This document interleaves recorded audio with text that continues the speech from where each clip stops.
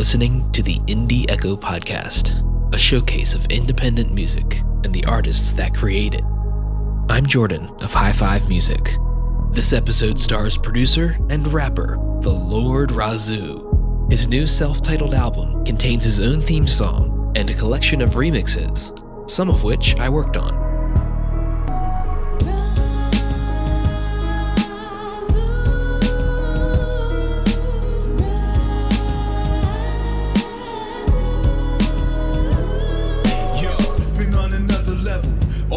Shifts. My internal fight in life never ceased existence. Always had these visions that I was born a ninja. What up? What up? Hi5. It's the Lord Razu. The Lord himself. Oh yeah. I'm here. Happy to be here. Well, I am from the DMV, live in the Virginia side. I've been here since I was 9 years old, and I have been working on music since the age really of like 15 is when I started writing lyrics to songs, instrumentals, or I would try to make beats off that, what was that PlayStation game? The MTV Music Generator. Okay. That was on PlayStation, yeah. I remember trying that. Yeah, I think there's a demo on one of the demo discs back in the day. Yeah.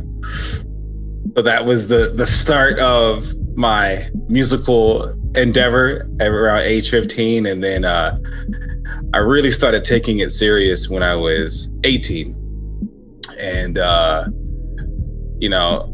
every day after work, I would, work on music, new instrumentals, write, kind of develop my character.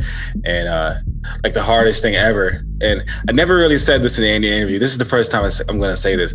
The hardest thing to do was, because I used to listen to Wu-Tang every day since the age of like 14. So for about 7 years, I listened to Wu-Tang and I sounded directly like them. It took me forever to like develop my own personality.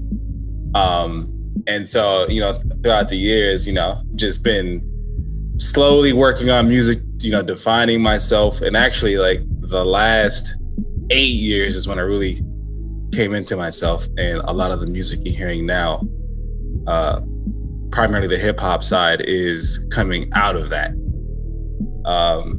Like just released my theme song with co-production of Hi5 in the house.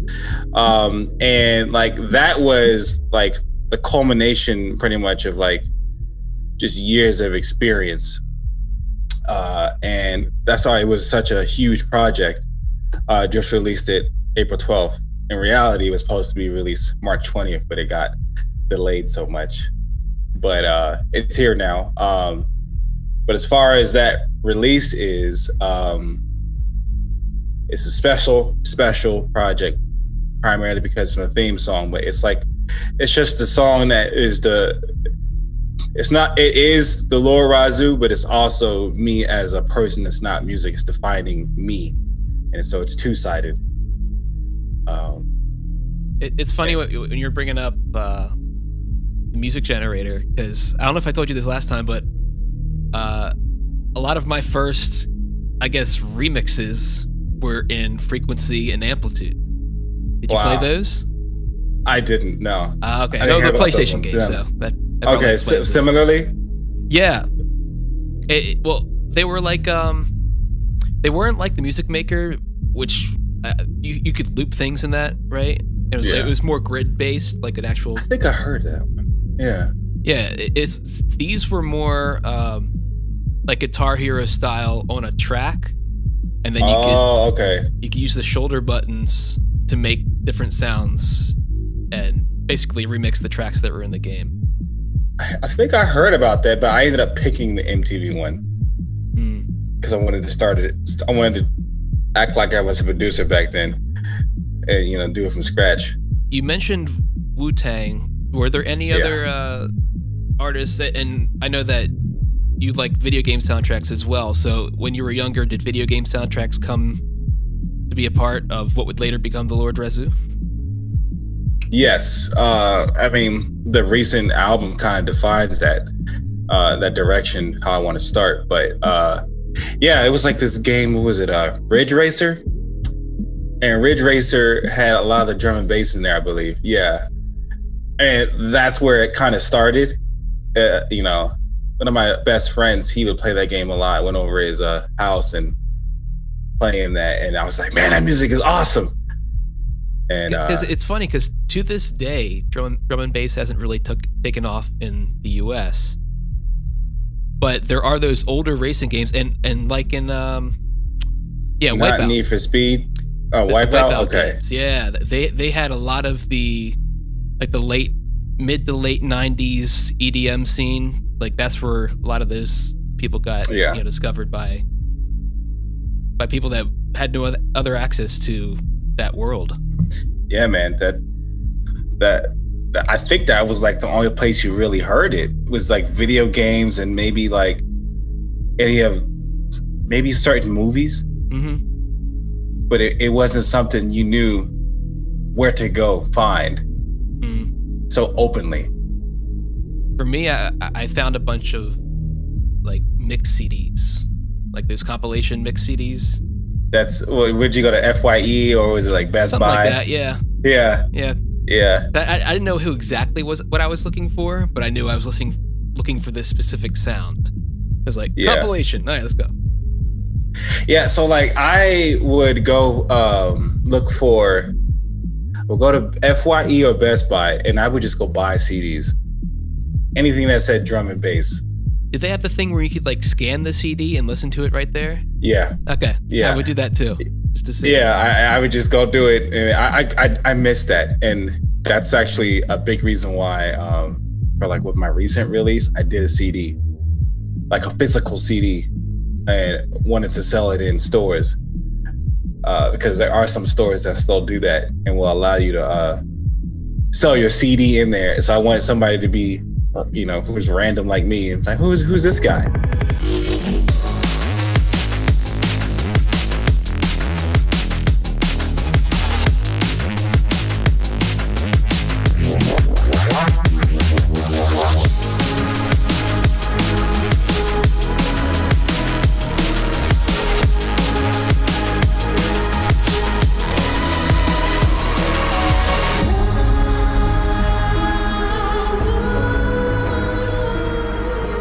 Were you always Lord Razu, or was that a persona that came out sometime later?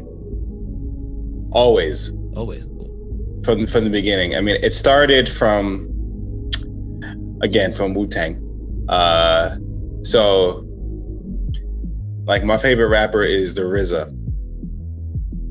And like I said, I listen to Wu-Tang a lot, and in a particular album, it was Raekwon's album, and they had this skit called like Shark Biters or whatever. And I was afraid of Wu-Tang because of this. I was young. I was like 14 or 15 when I came up with Razu. But they said if anyone steals their name, then they're gonna come for you and they're gonna show up at your front door. So I was literally thinking that was real. And so like I would remember this game I was playing, Phantasy Star Online, and they asked me to make my character. And I didn't want to put the RZA because I didn't want them to show up. So what I did was I changed the R. I kept the R the same, but I changed the Z and the A, reversed them. And then I wrote on a piece of paper all the vowels and went through all of them. And the U sounded the best. Razi, Raza doesn't sound good. So Raise doesn't, So then I was like, nah, that's still too close. So let me add Lord on top. And some authority. Yeah, exactly. And so that was how that started, just as me playing a video game. When I made the name, I gave it its own meaning, and I named it Warrior. So I thought I made Razu up, basically. And so fast forward, I'm at work thinking about what I really want to call myself as a musician. And I look up Razu to see if it really means something. Come to find out, it does. And it means warrior. And I was like, that's an omen right there. That's it. It defines who I am. Yeah. So the name was ordained, and it wasn't just self-proclaimed. And so here we are. And that's kind of been the defining part of my persona in music.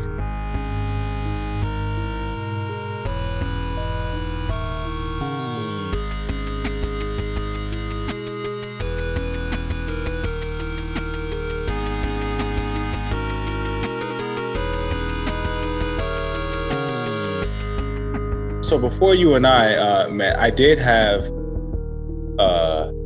an EP that was out, and I took it down. There's only one song that's still remaining of that for now. And I just been working on a lot of singles, just based off of different parts of my life, relationships or feelings or thoughts that just kind of reflect me inside. One of my favorite songs was, this one was like a passion project. I did a cypher for other rappers, kind of the old school vibe of being on a basketball court and everybody just dropping 16 and no verses. I did that. I did kind of like a hip hop love song similar to like the Method Man and Mary J. Blige song, something like that. I did. I tried something modern, but with the Lord Razu twist, with some cinematic feel. It was called He Reigns.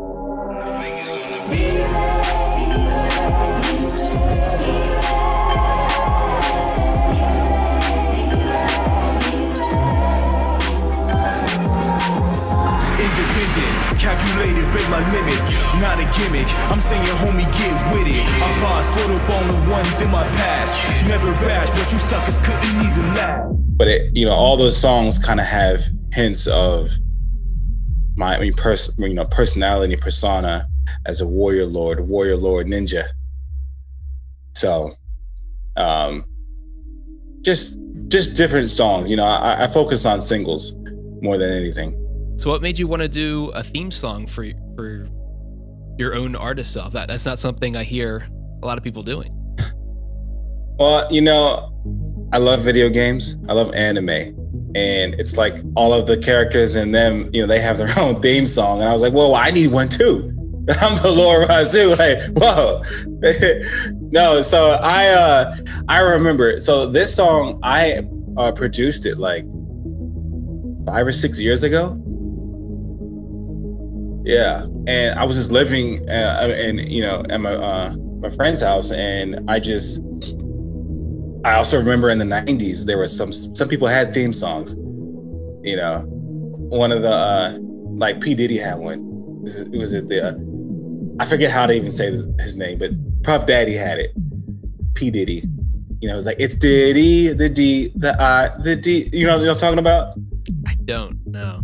Oh, you gotta look it up. But Puff Daddy, but like a lot of people in the 90s had theme songs, and like theme songs with your name are rare because not everybody's name translates. But I don't know. The premise behind the song, it's like I wanted people to know my name, and that song is just, I didn't care if you liked the lyrics. I didn't care if you liked the song structure. This is the one song that for me was selfish. I didn't care. Didn't care if I had 2 likes and 10,000 dislikes on YouTube. This was like a legacy and more of like being, front facing and just putting myself out there. Passion, love project, because I love music, and like I think my story and like ultimately what I have to offer is valuable. And what better to self-title a song? People will pay attention to that more. Tell me about the woman who you got to sing your name. Oh yeah, man, she's awesome. Ivy, when you see this, you are the best.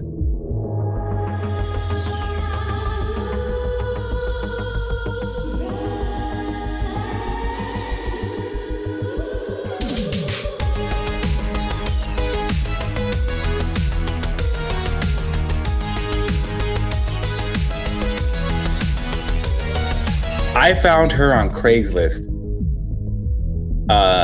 She lives in Minneapolis. I can't even say it right. But like, I've never met her in person, but it's like, it was 2013. I was making my first drum and bass song.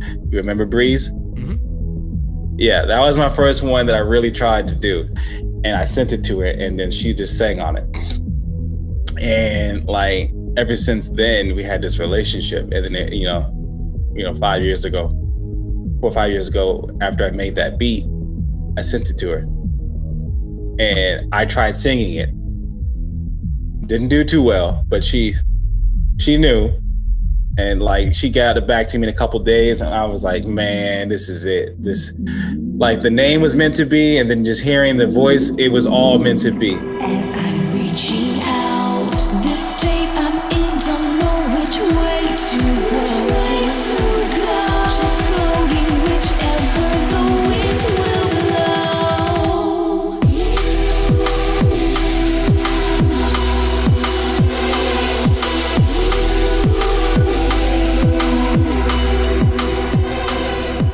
Like, to me, she is one of the greatest singers I've ever met. So that's how that came to be. And it just, after hearing the album, I know you working with it, like, you can see how well it translates to different different themes and genres. It's just an amazing voice. That was actually my next question. So you have your theme song, and what made you want to explore all these different genres, versions of it? Because not everyone likes rap. And I don't only like rap music. I call myself a musician. And I like different genres of music. And like I said, I like video games, anime, and there's so many different elements of music that I don't think you should restrict yourself to one. A little something for everybody, yeah. Yeah, pretty much. Like, I even threw something there for DJs. If you want to acapella, go ahead and do something with it. I just wanted it to be for everyone. I'm actually transitioning into drum and bass myself, even production and stuff. And I just want to either rapping on it, but it's like, it's almost a good alternate feel to the original one. Like, a lot of hip hop is within that, 80 to 90 BPM range. So all you got to do is double time it. You got yourself some drum and bass. Yeah. And so, and the flow on a lot of rappers just goes over it so well, which is really cool. Yeah. The original song is the only one that has me rapping on it, but I wouldn't be opposed to having another one done with me rapping. I'd be interested in seeing how that translates, but that way that would have to be called a remix. So I actually have plans to do a deluxe edition. 11 more songs. Ooh. Target exclusive. Yeah. I know. Yeah, Target exclusive. Yeah. Yeah. That's a good idea. Poster, whole thing. Yeah. Yeah, that's the plan. Because like I said, I think music is beautiful, and restricting it to a certain set of people is just not what you want to do as an artist.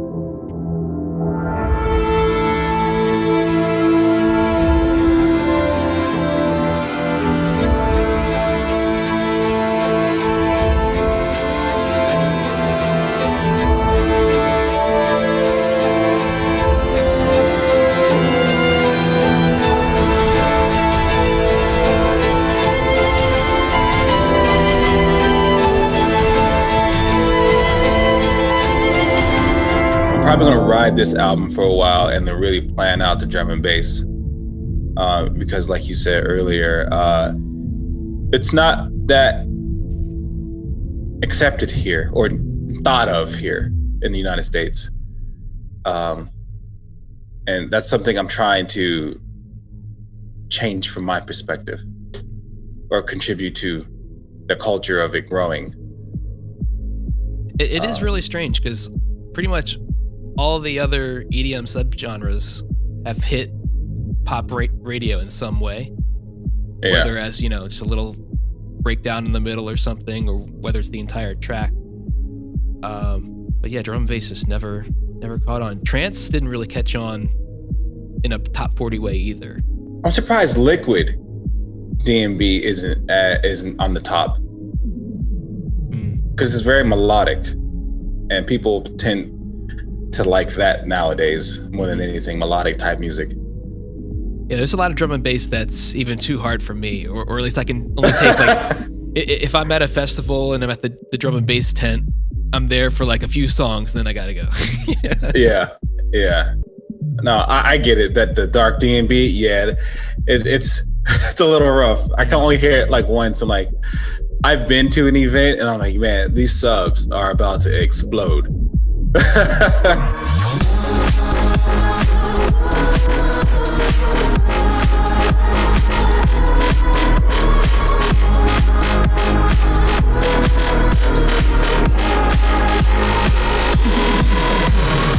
I think that's definitely where I am headed. Like, I was primarily a hip hop rapper. Now I want to be a drum and bass rapper. I just feel D&B is what the old school hip hop used to be, in the sense of like being able to be free on the song. Say whatever you want, flow how you want, and it'll sound good, So I think ultimately that's where I want to be. Tell us how you hooked up with KJ. KJ Saka. Well, I mean, I'm a fan of his. Just like we talked about earlier, picking up CDs for FYE. I found him actually in Best Buy. He just had a very cool album cover. It was like black. And I was like, oh, what is this? And I didn't even know it was just in the drum and bass section, I believe. It was just there. And I was like, what is this? Picked it up, blown away. I obviously am a fan of his, great drum and bass artist, and follow him on Facebook. And one day, I asked him if he does any form of classes or mentoring or talking, and he was like, yeah. So then we just kind of hooked up, and he's been helping me through the process, even like through this album, staying on track and goals and listening to it and kind of giving advice and things of that nature. Yeah. KJ is the drummer for Pendulum, which, as far as drum and bass goes, is probably as mainstream as we get.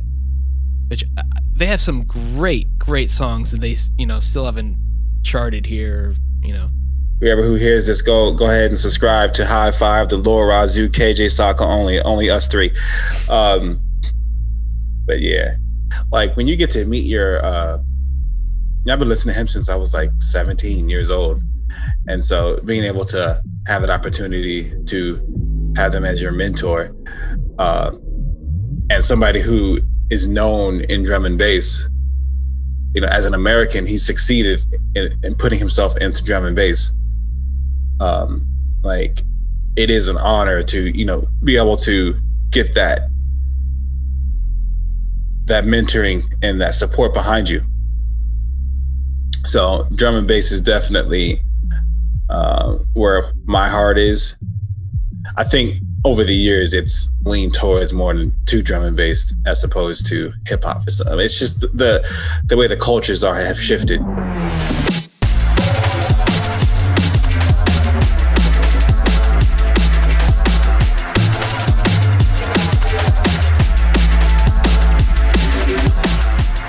What other artists besides him, drum and bass wise, are you into?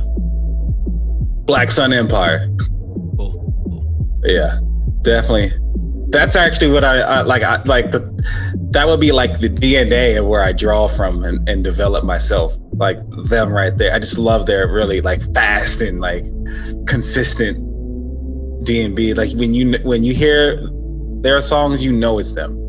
Are there any other genres or subgenres besides drum and bass that you would want to explore or experiment with? Synthwave now. Oh, I think, yeah, synthwave. Like, I don't think I've really heard any rappers go on synthwave. Have you? I haven't. Now that you mention it, yeah, that would be really cool. I think that would be like, you always hear singing if there is something, but like, I think that would be an awesome like mashup. So if I'm making something, you know, I will, you know, I'm in the zone creating a beat, you know, it just depends the nature of the beat, right? And once it's done, if it sounds good enough to me in a sense that it inspires me to write, I typically will listen to an instrumental for like a couple weeks, doing day-to-day things. And then when something just hits, like a topic or a feeling, I'll just run with it. And it's typically how it is. It's usually beat first and then writing, but I like to segment each of them by listening to it. And then even with the lyrics, this is actually a problem of mine, but hopefully I fix it one day. I'll end up writing one verse and then like just sitting on it. And then like not writing the second verse and waiting like months. And then like I'm having to match that same energy. Say for instance, I'm recording it too. I hate my voice. For the first like 2 months of the song existing, like I'll record it and do it, mix it and everything. I'm like, this song sucks. And then I won't listen to it. And then I come back and, oh, okay, it's not bad. It's not bad. And then I hit it again. And then it grows. And okay, that's why I did that. Like, I have to like logically understand why the emotional side did this. You know what I mean? It's weird. It's like two personalities, but it works. Tell us about your Twitch channel and your philosophy behind it with, you know, playing your instrumentals and things like that. Well, you know, I love video games, and I think a part of a lot of the characters in video games, they inspire me in my music. And I feel like the music that I make is, even just the instrumentals, a lot of it was inspired by all of that. So when I'm playing the game, sometimes, you know, I'll pop on an instrumental in the intro or during the game, and it's just a way to create that vibe and kind of a segue into the main line of my music. Also because, you know, they got all those copyright issues. I'm not about to be playing somebody else's music. So there's that. Solves that. But cool. Yeah, it solves that instantly. But you know, it's crazy. I've been getting copyright claims on my own. I got to fix that. Yeah. Well, yeah. Sorry, Razu. You stole this song from Razu. Yeah. So man, I'm going to get in trouble. Can you dispute it and get it fixed? I want to see what happens if I dispute it. Yeah. Like, it's me. Yeah. It be me. That's all you said. Yeah, it be me. That's it. Nothing else. No, man, I just think it's great. Like, as an artist myself, like bringing those two communities together, it's honestly working better for me than just making music. You know, video games bring people into music. Mm-hmm. That's how we got to where we are in some way. Yeah. Yeah. The self-titled album, the Lord Razu, 11 tracks, 11 different genres, 11 more coming soon. Find it on SoundCloud, iTunes, Spotify, YouTube, your brother's car, your girlfriend's iPod. It's there probably. Go get it now. Your mom's listening to it right now. Yeah. Exactly. You're the man.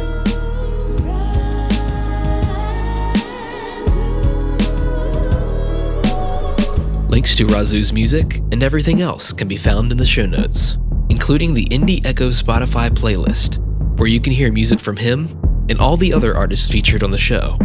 Indie Echo is a production of Hi5 Music, an online production studio that turns your bedroom demos into Spotify-ready releases.